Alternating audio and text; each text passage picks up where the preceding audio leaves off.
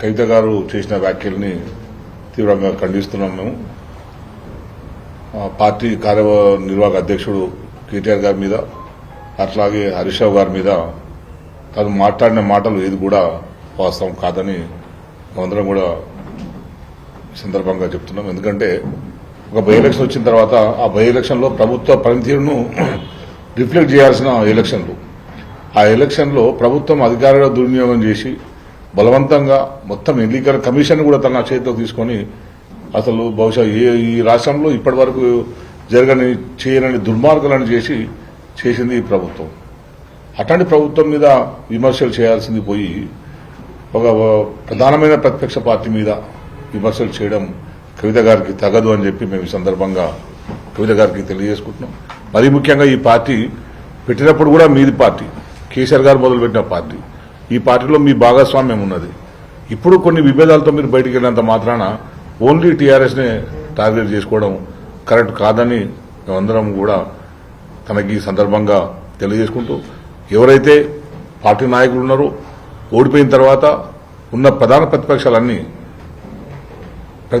కూడా ఈ ప్రభుత్వం మీద ప్రజా వ్యతిరేక విధానాల మీద కలిసి పోరాడాల్సిన సమయంలో మీరు ప్రతిపక్ష పార్టీని టార్గెట్ చేయడమే ఎందుకు చేస్తున్నారో మరి అర్థం అవుతలేదు.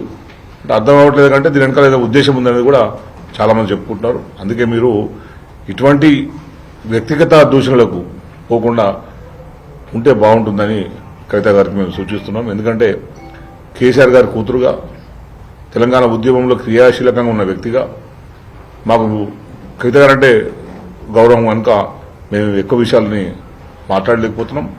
మీరు మాట్లాడే ప్రతిదీ కూడా కేసీఆర్ గారిని విమర్శించినట్టే లెక్క. ఇంతకుముందు మాణిక్రావు గారు చెప్పినట్టు కేసీఆర్ గారిని విమర్శించినట్టు లెక్క. మీరు కేటీఆర్ గారిని విమర్శించినా, హరీష్ రావు గారిని విమర్శించినా, కేసీఆర్ గారిని విమర్శించినట్టు లెక్క.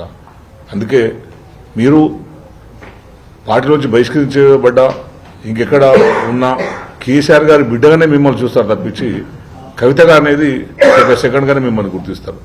అందుకే మీరు దాన్ని దృష్టిలో పెట్టుకొని ఉంటే బాగుంటుంది.